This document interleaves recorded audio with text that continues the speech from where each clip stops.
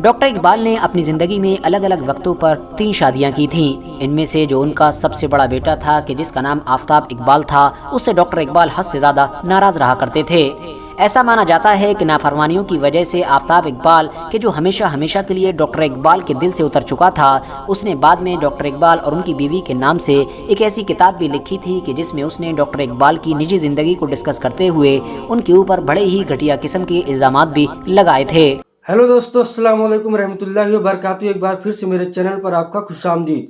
تو دوستو، جو آج کی ویڈیو ہے جس پہ میں ریئیکشن دینے والا ہوں وہ ہے اردو کے سب سے بڑے شاعر علامہ محمد اقبال کے بارے میں۔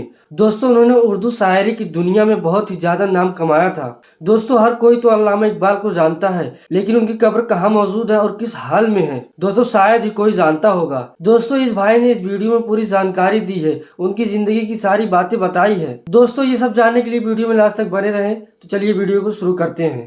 دوستو، راکیش شرما یعنی کہ اسپیس پر جانے والے بھارت دیش کے پہلے انسان، جب ان سے اس دور کی پردھان منتری اندرا گاندھی نے پوچھا تھا کہ بھائی بتاؤ اسپیس سے تم کو ہمارا دیش بھارت کیسا دکھائی دیتا ہے، تو جانتے ہیں کہ ان کا جواب کیا تھا؟ انہوں نے جواب دیا تھا، سارے جہاں سے اچھا ہندوستان ہمارا۔ اور ان کے اس جواب کے ساتھ ہی پورا بھارت دیش تالیوں سے گونج اٹھا تھا۔ اور یہاں پر صرف راکیش شرما ہی نہیں ہیں بلکہ بھارت دیش کا ہر انسان پچھلے کئی دشکوں سے لگاتار ہر موقع پر اس خاص شعر کو پڑھتا آ رہا ہے۔ اسی لیے آج کی اس ویڈیو میں بھی ہم نے یہ فیصلہ کیا ہے کہ ہم جانیں گے اس خاص انسان کے بارے میں کہ جس نے پہلی بار اپنے قلم سے شعر کو لکھا تھا اور ہمیشہ کے لیے امر کر دیا تھا۔ یعنی بات کریں گے شاعر مشرق ڈاکٹر محمد اقبال کے بارے میں۔ ایک شاعر، ایک پولیٹیشین، ایک لائر، ایک فلاسفر، ایک صوفی، ایک عالم اور ایک انفلوئنسر، اور نہ جانے ایسے کون سے الفاظ ہیں کہ جو ڈاکٹر اقبال کی پرسنالٹی کے اوپر بالکل فٹ بیٹھ سکتے ہیں۔ ایک ایسا انسان کہ جس کو دنیا میں ہونے والے بہت سارے بدلاؤں کا سب سے بڑا ذمہ دار مانا جاتا ہے، چاہے بات پاکستان کے بننے کی ہو یا پھر ابھی 40 سال پہلے ہونے والی ہی ایران کی کرانتی کی ہو، ہر معاملے میں ڈاکٹر اقبال کو ذمہ دار مانا جاتا ہے۔ عام طور پر لوگ یہ سمجھتے ہیں کہ شاید ڈاکٹر اقبال صرف اور صرف اردو کے شاعر تھے اور انہوں نے جو کچھ بھی لکھا ہے وہ شاید اردو میں ہی لکھا ہے، مگر آپ کو جان کر حیرانی ہوگی کہ اردو سے زیادہ ڈاکٹر اقبال نے فارسی زبان میں لکھا ہے۔ اتنا ہی نہیں، ان دونوں زبانوں کے علاوہ بھی انگلش، ہندی، سنسکرت، جرمن اور اس جیسی کچھ زبانیں اور بھی ان کی مٹھی کے اندر تھیں۔ اور شاید یہی وجہ ہے کہ آج تک ان کی یہ جو حد سے زیادہ شہرت ہے وہ صرف پاکستان اور انڈیا میں ہی نہیں ہے بلکہ ان دونوں کے ساتھ ساتھ بنگلہ دیش، ایران، ترکی، جاپان اور اس کے علاوہ یورپ کے بھی بہت سارے دیشوں میں ہے۔ یورپ کے لوگ آج بھی نہ صرف ان کو پڑھتے ہیں اور یاد کرتے ہیں بلکہ ان کو شاعر مشرق یعنی کہ پوئٹ آف دا ایسٹ کے نام سے پکارتے ہیں۔ انٹرسٹنگ بات یہ ہے کہ 9 نومبر 1877 کو سیالکوٹ میں پیدا ہونے والے ڈاکٹر اقبال کے جو پوروج تھے وہ دراصل کشمیری پنڈت ہوا کرتے تھے۔ یعنی اگر آپ لوگ ان کی کچھ نسلیں اوپر جا کر چیک کریں گے تو وہ بھی ایک کشمیری ہندو ہوا کرتے تھے، مگر ان لوگوں نے اسلام دھرم اپنا لیا تھا اور بعد میں وقت کے ساتھ وہ لوگ مائیگریٹ کر کے کشمیر سے سیالکوٹ کی طرف آ گئے تھے اور یہیں پر آ کر آباد ہو گئے تھے۔ ایسا مانا جاتا ہے کہ ڈاکٹر اقبال اپنی ماں سے حد سے زیادہ کلوز تھے۔ ان کی جو پڑھائی کی شروعات ہوئی وہ دراصل قریبی مسجد سے ہوئی اور انہوں نے شروعات سے ہی دین کی تعلیم لینا شروع کر دی تھی، اور اس کے بعد انہوں نے 1893 میں ہائی اسکول کیا، 1895 میں 12th کمپلیٹ کیا، 1897 میں پھر BA کی ڈگری ملی اور 1899 میں ماسٹر کمپلیٹ کیا۔ مگر یہ ساری وہ پڑھائی تھی کہ جو انہوں نے بھارت ہی میں کمپلیٹ کی تھی۔ اس کے بعد 1905 میں انہوں نے انگلینڈ جانے کا فیصلہ کیا اور وہاں پر لاء کی پڑھائی شروع کی۔ اسی دور میں ہی انہوں نے وہاں پر ایز اے بیرسٹر بھی کام کرنا شروع کر دیا تھا۔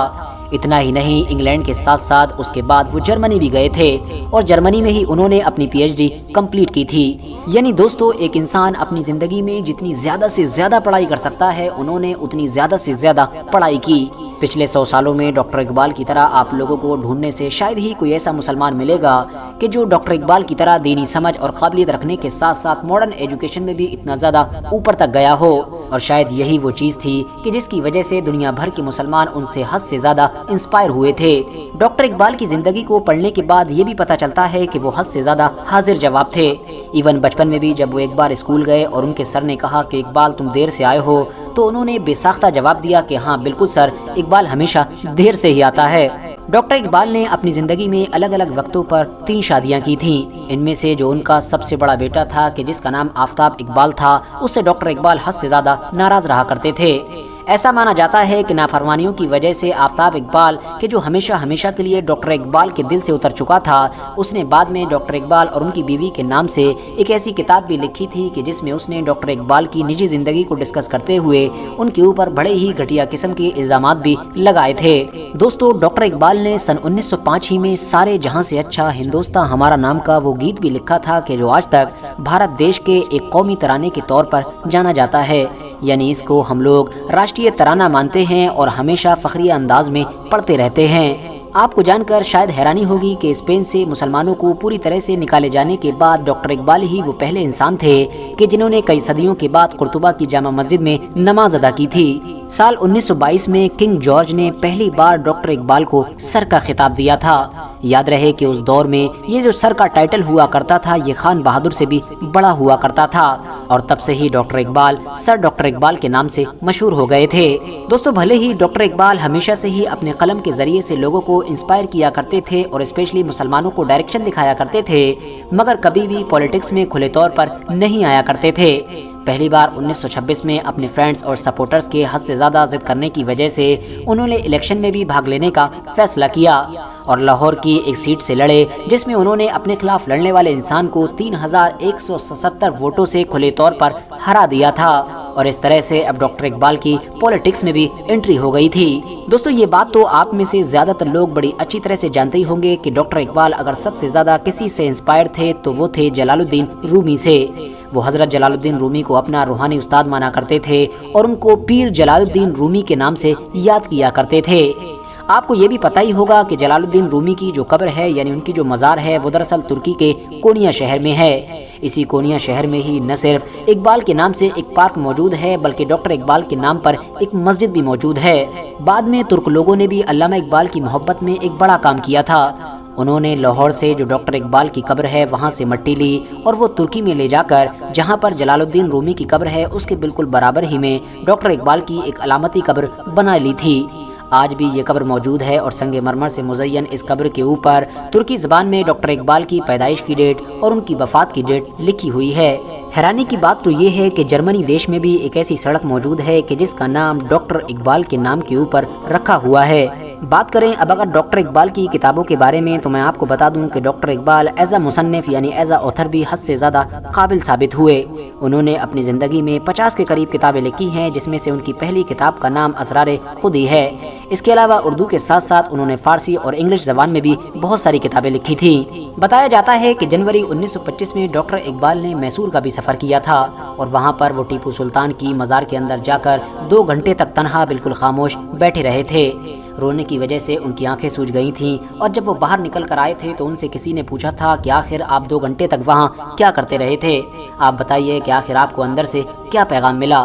کیا آپ کو وہاں سے کچھ ملا؟ تو اس پر ڈاکٹر اقبال نے جواب دیا تھا، ہاں بالکل، میرا ایک لمحہ بھی وہاں پر برباد نہیں گیا اور مجھ کو یہ پیغام ملا ہے کہ اگر جہاں میں مردوں کی طرح زندہ رہنا ممکن نہ ہو تو مردانہ وار جان قربان کر دینے میں ہی زندگی ہے۔ دوستو، 21 اپریل 1938 اتہاس کا وہ دن تھا کہ جب ڈاکٹر علامہ محمد اقبال نے ہماری اس دنیا کو الوداع کہا تھا۔ ان کی وفات پر ایک قابل انسان نے کہا تھا کہ ڈاکٹر اقبال ایک ایسے انسان ہیں کہ جن کو نہ تو بھارت کے لوگ سمجھ سکے اور نہ ہی انگریز سمجھ سکے، کیونکہ اگر بھارت کے لوگ سمجھ گئے ہوتے تو شاید دیش اب تک آزاد ہو چکا ہوتا، اور اگر انگریز سمجھ چکے ہوتے تو ڈاکٹر اقبال کی وفات اس بستر پر نہیں بلکہ بہت پہلے ہی پھانسی کے پھندے پر ہو چکی ہوتی۔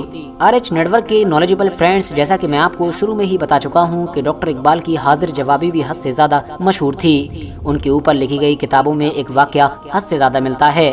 بتایا جاتا ہے کہ ایک ایسے مولوی صاحب کے جو ان کی جان پہچان کے ہوا کرتے تھے، وہ دراصل ڈاکٹر اقبال کے پاس آیا جایا کرتے تھے، اور ان کے بار بار ڈاکٹر اقبال کے پاس آنے جانے کا مین مقصد یہ تھا کہ دراصل ان کا ایک کیس تھا جس کیس میں وہ اپنی بہن کو اپنی وراثت سے الگ کرنا چاہتے تھے۔ اب کیونکہ ڈاکٹر اقبال بھی ایک قابل لائر تھے، اسی لیے وہ چاہتے تھے کہ وہ اس معاملے میں ڈاکٹر اقبال کی مدد لیں، مگر ڈاکٹر اقبال اس کیس میں کوئی خاص دلچسپی نہیں دکھایا کرتے تھے۔ مگر جب بھی وہ ملاقات کرنے آتے تھے تو ادھر ادھر کی باتیں بھی ہوا کرتی تھیں۔ اکثر وہ اپنا کام نہ بن پانے کی صورت میں ڈاکٹر اقبال کو داڑھی کا تانا ضرور دیا کرتے تھے۔ وہ کہتے تھے کہ آپ تو اتنے زیادہ قابل ہیں، آپ ایک عالم بھی ہیں، فلاسفر ہیں، سب کچھ ہیں، ہمیشہ مسلمانوں کو ڈائریکشن دکھانے کی بات کرتے ہیں اور مسلمانوں کو کامیابی کا راستہ بتاتے ہیں، تو آخر آپ اپنے آپ داڑھی کیوں نہیں رکھتے ہیں؟ क्योंकि दाढ़ी रखना भी एक ज़रूरी चीज़ है, और ये बात भला आपसे बेहतर और कौन समझ सकता है। डॉक्टर इकबाल हमेशा उनकी इस बात को टाल दिया करते थे, मगर बार बार के तानों से परेशान होकर जब एक बार मुलाकात के दौरान उन्होंने और यही ताना दिया तो अचानक से डॉक्टर इकबाल ने अपना हाथ बढ़ाया और कहा कि लो, मैं तुमसे वादा करता हूँ कि आज के बाद मैं दाढ़ी छोड़ दूंगा, यानी दाढ़ी को रख लूंगा, मगर तुम भी वादा करो कि तुम अपनी विरासत में अपनी बहन को हिस्सा जरूर दोगे। ये जवाब सुनकर मौलवी साहब हक्का बक्का रह गए, और इस जवाब के बाद ना तो मौलाना साहब का हाथ आगे बढ़ा और ना ही डॉक्टर इकबाल की दाढ़ी बढ़ी। दोस्तों, अगर आपको वीडियो पसंद आई हो तो वीडियो को लाइक करें और चैनल को सब्सक्राइब करें। तो मिलते हैं नेक्स्ट वीडियो में। अस्सलाम वालेकुम।